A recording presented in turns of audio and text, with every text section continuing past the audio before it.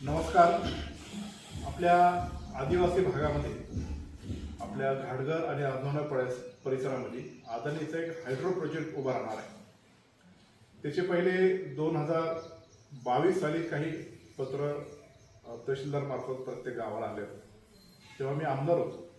ते मला कळाल्यानंतर आम्ही तहसीलदार मार्फत कलेक्टर आणि सरकारला सांगितलं की हा प्रकल्प आदिवासी समाजाला इथं मान्य नाही, त्यांच्या जमिनी तिथं उद्ध्वस्त होणार आहेत, म्हणून तो प्रकल्प इथं होऊ नये अशा प्रकारचं तिथं आम्ही निवेदन केल्यानंतर अजितदादांच्या कानावर घेतल्यानंतर तो प्रकल्प थांबवावा.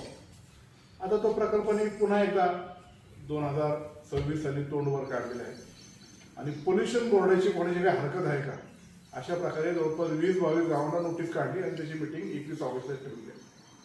आता तो प्रकल्प व्हावा की नाही व्हावा याच्याकरता मी आजनावळे गावामध्ये मी स्वतः गेलो 8 दिवसापूर्वी. तिथल्या ग्रामस्थांशी चर्चा केली आणि जे शेतकरी बाधित आहेत तिथले 4-5 शेतकरी एकत्र झाले आणि ते म्हणले आम्ही आमच्या प्रकल्पाला जमीन जाऊन देणार नाही. जे आदिवासी संघटनेमध्ये काम करणारे लोक आहेत त्यांच्याबरोबर मी चर्चा केली आणि आमच्या असं लक्षात आलं नाही की पश्चिम घाट हा इको सेन्सिटिव्ह झोन आहे. आता डोंगर ढासळणे, त्याच्यातून माती आता डोंगराचा कडा सोडत आहे, अशा अनेक ठिकाणी आपण पाहतो. तिथं एवढ्या मोठ्या प्रमाणामध्ये 100 फुटापर्यंत एक्सकेव्हेशन होणार आहे, इंटरनल टनल होणार आहे. त्यातून तिथल्या जमिनीला तो एकतर धोका पोहोचू शकतो.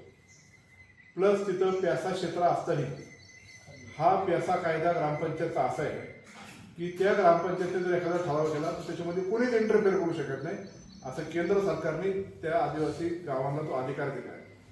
त्या ठरावाला जुगारून अशा प्रकारची जर मिटिंग लावत असेल तर हे आम्हाला काय मान्य नाही.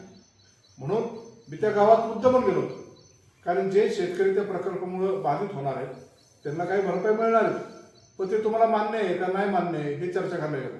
नाही तर ते शेतकरी म्हणायचे आम्हाला ते प्रकल्प मान्य आहे आणि आपण आंदोलन करत राहायचं, असं नको व्हायला.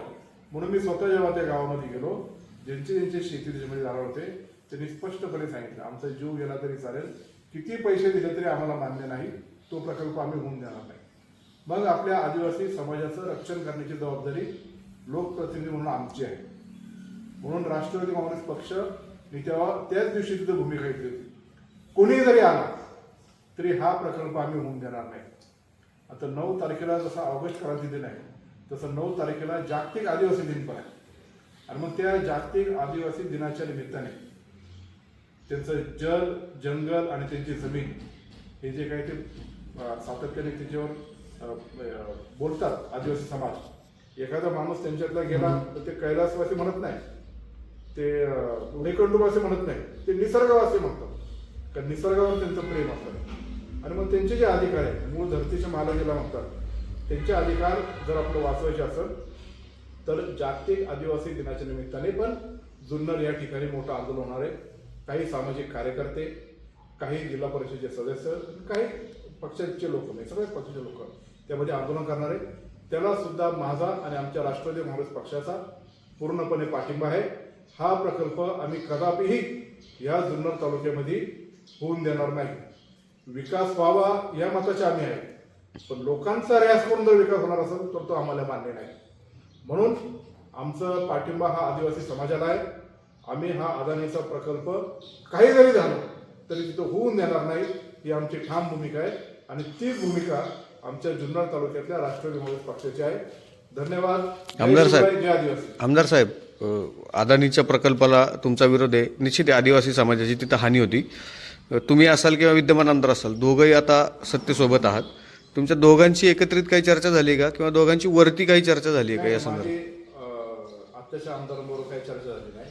मला लोकांसाठी जे जे काही करता येईल ते लोकांनी काही मला बोलवलं नव्हतं. मला बातम्यांमधून कळलं की असं घडते, मला माझ्या लोकांची काळजी म्हणून मी तिथे गेलो. आणि लोकांची काळजी ज्यांना ज्यांना असेल त्यांनी पण जमिनीवर उतरून लोकांसाठी लढावं, झगडावं.